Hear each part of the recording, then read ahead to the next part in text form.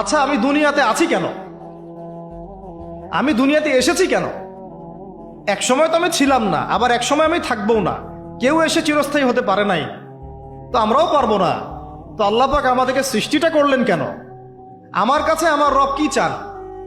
আমি যদি না থাকতাম তাহলে আমার পরিবার চলতো কিনা, আমার সমাজটা চলতো কিনা, আমার শিক্ষা ব্যবস্থাটা চলতো কিনা, আমার দেশটা চলতো কিনা, এই বিশ্বের ঘূর্ণন চলতো কিনা, আর্নিক গতি চলতো কিনা, থেমে যেত? উত্তর না।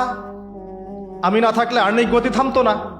আমি না থাকলে কি আমার পরিবার থেমে থাকতো না, আমার সমাজ থেমে থাকতো না, এই মসজিদ থেমে থাকতো না, এই রাজনীতি থেমে থাকতো না, অর্থনীতি থেমে থাকতো না, দেশও থেমে থাকতো না, উম্মাও থেমে থাকতো না। তাহলে আল্লাহ পাক আমাকে কেন সৃষ্টি করলেন? আমার কি রোল আছে এখানে? আমার কি ভূমিকা? এই এতটুকু চিন্তা করার মতো আমাদের জেনারেশন আমরা পাচ্ছি না।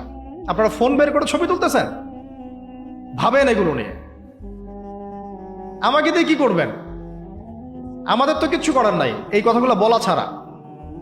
এই কথাগুলো বলা বা সচেতনতা তৈরি করা ছাড়া আমাদের হাতে কিছুই করার নাই। Not at all, absolutely nothing. কিচ্ছু করার নাই। এইসব ফ্যান্টাসি দিয়ে লাভ নাই। আপনাদের মধ্য থেকে জেনারেশন তৈরি করতে, আলেম তৈরি করতে হবে। আপনাদের মধ্য থেকে কারি, হাফেজ, দাঈল আল্লাহ এবং উম্মার নেতৃত্ব প্রদানকারী জেনারেশন তৈরি করতে হবে। এইসব চেয়ারে বসে কয়জন? সারা বাংলাদেশে হয়তো 50 জন, 100 জন। এই 100টা মানুষ ইউনাইটেড না, তারাও বিক্ষিপ্ত। 16 কোটি মুসলিমের দেশ বলছেন, 16,000 দলে বিভক্ত। এর মধ্যে সবচেয়ে বিশুদ্ধ যেটাকে আমরা মনে করি, সেখানেও দেখবেন যে আরো 10টা 20টা দল হয়ে বসে আছে। এর বাইরে গিয়ে আবার যারা বলল না তারা বিশুদ্ধ নয়, আমরাই সবচেয়ে বিশুদ্ধ, ওদের মধ্যেও 10টা দল হয়ে গেল। না তারা ইউনাইটেড, না তারা মানে আমরা, না আমরা ইউনাইটেড, আর না আমাদের কোনো আমিরুল মুমিনিন আছে যিনি সবাইকে একটা জায়গায় নিয়ে দিনের কিছু খেদমত নেবেন, আসসামু ওয়া তাআ থাকবে, শুনলাম মানলাম আনুগত্য করলাম, এমন থাকবে? নাই। না কোনো ইকোনমিক বেস, না কোনো স্বতন্ত্র মিডিয়া, না স্বতন্ত্র প্রযুক্তি, না কোনো স্বতন্ত্র মানে পলিটিক্যাল প্ল্যাটফর্ম, কিছু না। অনেকেই দৌড়াচ্ছেন পশ্চিমাদের তন্ত্রমন্ত্রের পিছনে, এইটাও নেক্সট স্রোতে ধোকা খাচ্ছেন। আমি আমার কথা স্পষ্ট করে বলে দিলাম, এটাও নেক্সট স্রোতে ধোকা খাচ্ছেন।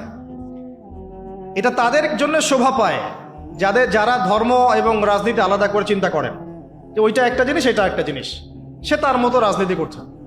এটা তাদের জন্য শোভা পায়। যাদের কাছে কোরআন আছে, যাদের কাছে হাদিস আছে, নবীর সুন্নাহ আছে, তারা যখন এই ড্রেনের মধ্যে নেমেছে তখন ইসলামের খেদমতের জায়গায় ক্ষতিও বেশি হয়ে যাচ্ছে।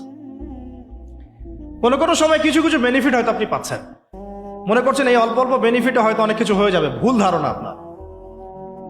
একটাই উপায়, একটাই মানহাজ, একটাই পথ পদ্ধতি, নবী সাল্লাল্লাহু আলাইহি ওয়াসাল্লামের সিরাত।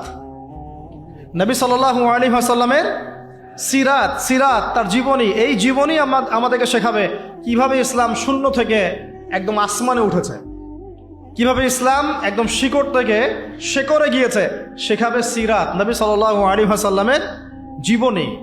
ইয়াং জেনারেশনকে জিজ্ঞাসা করেন কতজন পড়েছে সিরাত।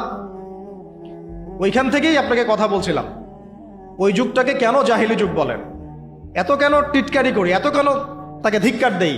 কারণ ওই যুগে শিরক ছিল। শিরক আকবার। এখনকার বিশ্বে শিরকে আকবার দিয়ে ভর্তি।